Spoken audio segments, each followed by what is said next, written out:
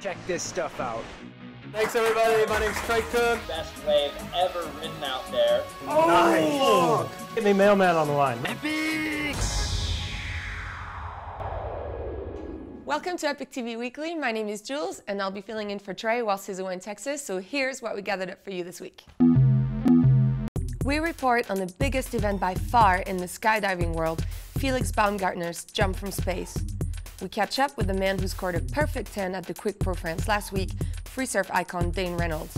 And in honor of the Man of the Week, Felix Baumgartner, we'll give you a taste of Red Bull's masterpiece, Seating of the Ghost.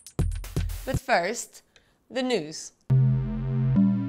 In a few days, 16 of the world's best wingsuit pilots will be gathering up on Tianmen Mountain in China for the very first event of its kind, the Red Bull Downhill Grand Prix Sky Race. Nothing like this has ever happened before, so we got the lowdown on exactly how crazy the event is going to be from the pilots themselves.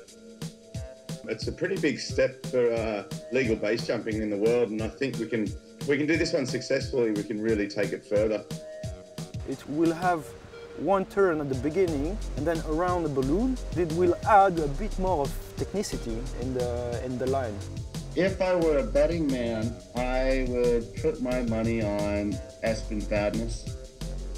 Stay tuned for the actual race and all the results on our Facebook page and our blog.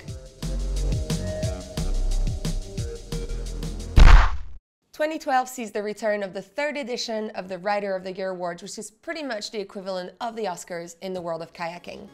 Previous winners include Rafa Ortiz and Dane Jackson, and after chatting to Kayak Session mag editor Philippe Du, it looks like Rafa's in for another award this year, Best Drop. Other categories include Best Trick, Best Line, and the ultimate award of Best Rider, which looks like it could go to Spain's annual Serra Solstice. Find out in November. Not long ago, we found out that Dodo Kopold had forged a huge new route on Trango Wall in Pakistan, and considering this route is twice the height of El Capitan, this was huge news in the climbing world. Dodo and his partner Mikhail Sapovic set off in extreme conditions with minimal kit, and 5 days later opened a new route alpine style, leaving a trail of admiration in their wake. We caught up with Dodo upon his return to sea level. All my life I was looking for something like combination of mixed climbing, alpine climbing, means something like a big wall with 50% of ice, 50% of rock, and in altitude, and with difficult climbing.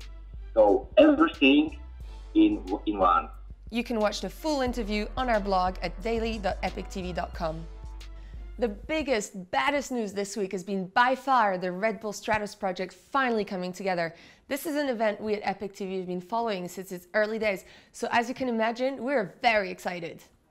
World-renowned skydiver, base jumper, and stuntman Felix Baumgartner decided to attempt something no one had ever done before, to be the first man to break the wall of sound unaided by any type of aircraft.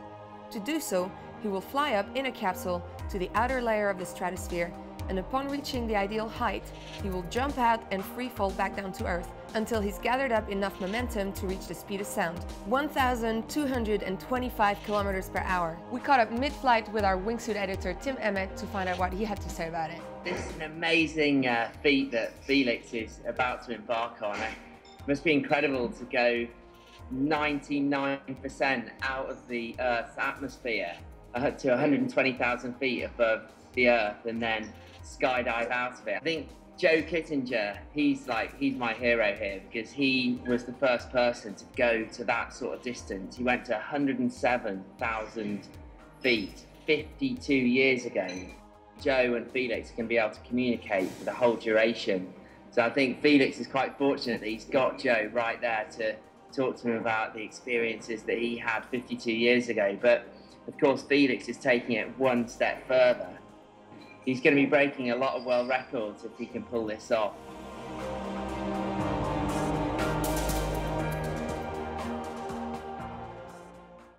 And now for something completely different and just a little more mellow.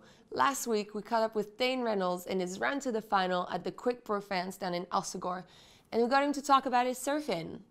And his surfing, and some more surfing.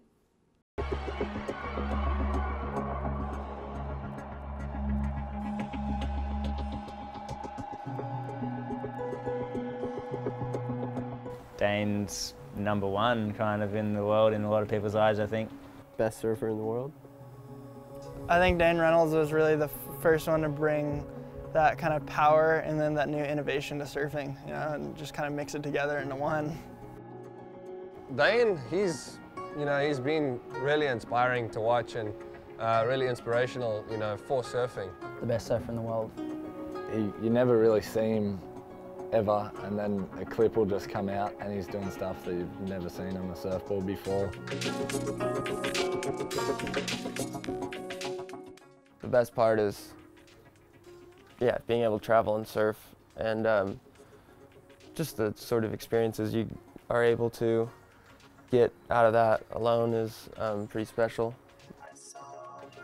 Definitely the benefits outweigh any sort of, there's not really any work involved, you know, and I just read a thing, Joel Tudor, talking about how it's basically just a scam.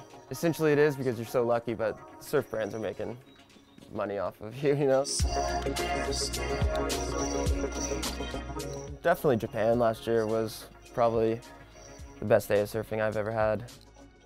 I was in Indonesia with Dylan Perillo and we were getting pretty bad surf. We were trying to film for Dear Suburbia, Kai's new movie, and it just wasn't really panning out. The waves were okay, but it was just so windy every day, and the wave that we were surfing, the swell was already too big, and it was meant to get a little bigger. When we saw the Japan forecast, we just hopped on a plane and met John and Yaden there. The waves were 6 foot, so 4 to 8 foot kind of, because it started off small in the beginning of the day and then grew.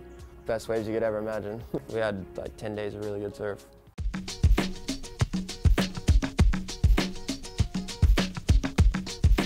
Generally when I go to an event, I just put a lot of pressure on myself to surf my best, and even if it's in the first round, if I feel like I surf my best, that's worth it for me.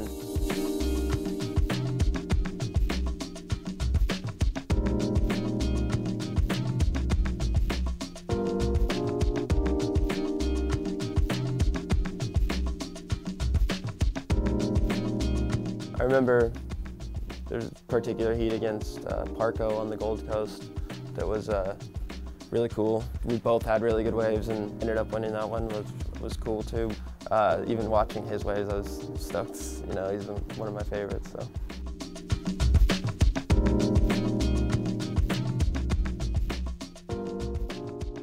Like a real stylish landing is gonna, well, for me, that's what I dig right now. But definitely in the rotation, getting a little bit more inverted is something that I've been trying to do, backside and frontside. Not necessarily spin more for me. I know a lot of guys are spinning a lot more though, which is cool.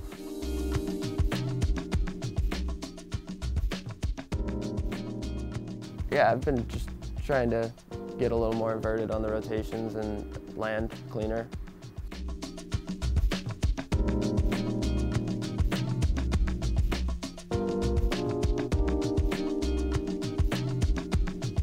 I feel like I'm really busy all the time when I'm at home, and always try to fit in 2 surfs, you know.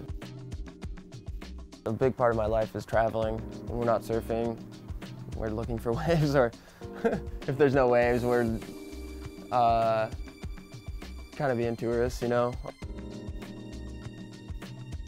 You good? Sweet, yeah. Okay, all right.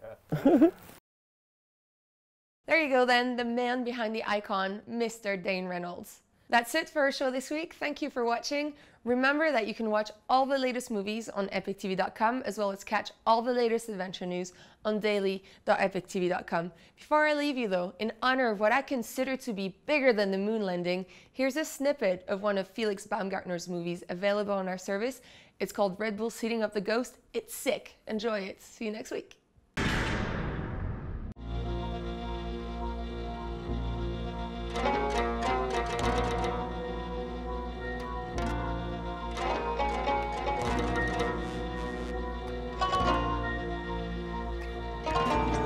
So what I've heard from the locals, this is called the Cave of the Ghosts, or the Cave of the Spirits.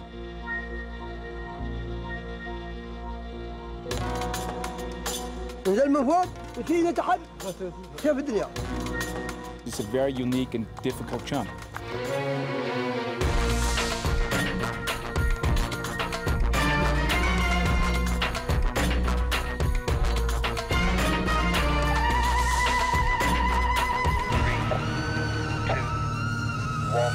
Jump.